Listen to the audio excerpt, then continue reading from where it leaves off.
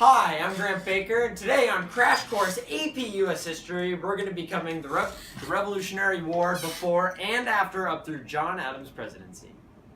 Mr. Baker, free period. I learned about the Revolutionary War in 8th grade. Time to hang out and talk to girls.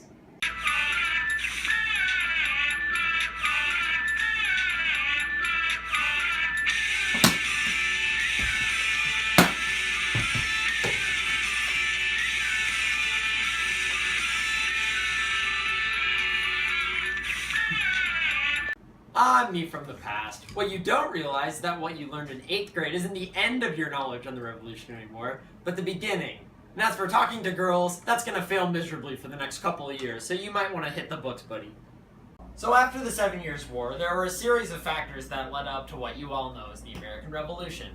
These included the Boston Tea Party, which was a raid of multiple Americans part of the Sons of Liberty, who invaded a British tea boat and threw thousands of pounds of tea straight off the Boston harbor. But let's back up for a second. What started this? Well, there were a series of taxes, such as the Stamp Acts and then the Tea Act, which charged a lot of taxes on American people without their consent since they had no parliamentary representation. They said no taxation without representation and just started going berserk. And then this was further provoked by the Intolerable Acts, which were another series of even more, such as the Montreal Acts and the Quartering Acts, which required British troops to stay on will call in Americans' homes without any consent, which made people furious. Another fun fact was that the 7 Years' War was actually 9 years long. Why they called it the 7 Years' War, I don't know. I'd like to take it up with historians myself. But another important thing is that A, the British won it, and B, it started sparks in the Revolutionary War when Americans, or at the time colonists, started to think, why am I fighting in this war? This isn't for me. How does it benefit me at all? And another important fact, the First and Second Continental Congress were huge to the Revolution.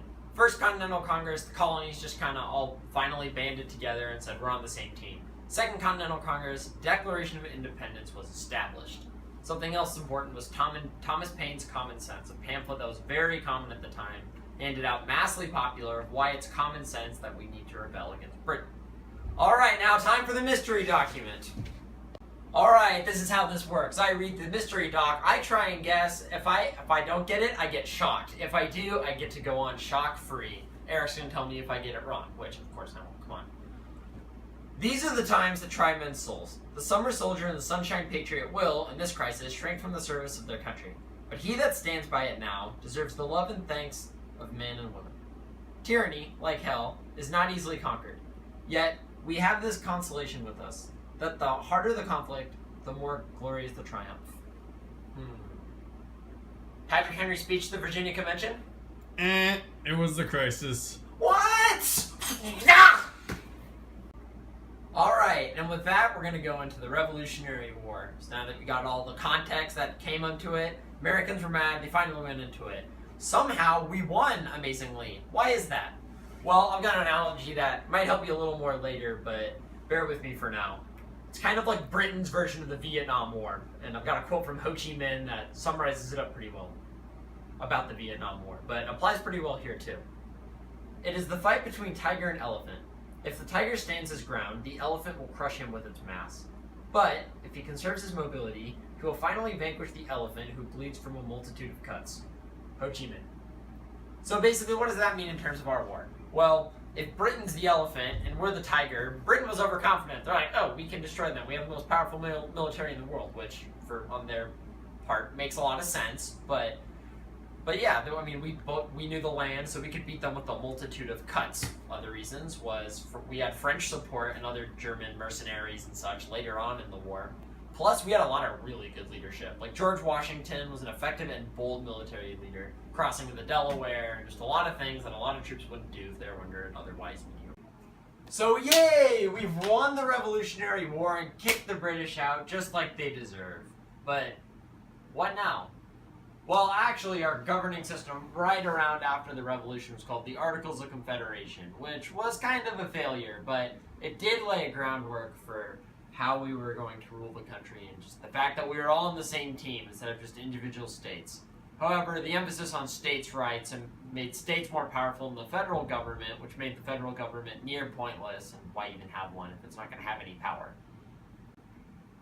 So the Articles of Confederation were a failure, but what came out of it was one of the greatest documents in human history. The Constitution. Cue the Libertage.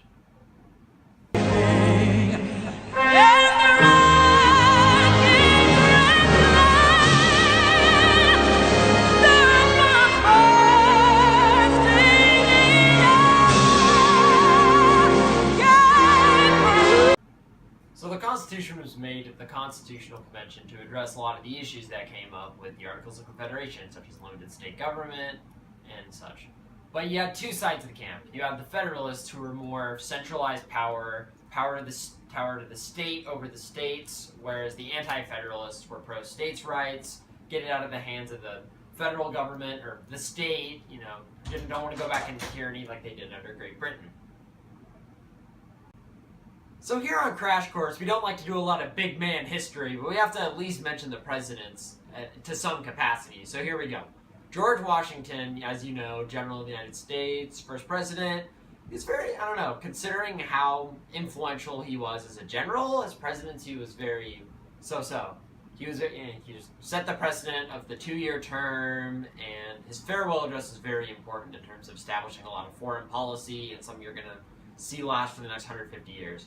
And then John Adams, you're going to dig into him more next unit, but he had a lot of issues with the French and the XYZ affair, and he was fairly unpopular despite being a founding father. Crash Course AP US History is made possible by our executive producer Eric Stoita, editor Eric Virta, and my high school history teacher Jenny Holloway, who wrote the entire script.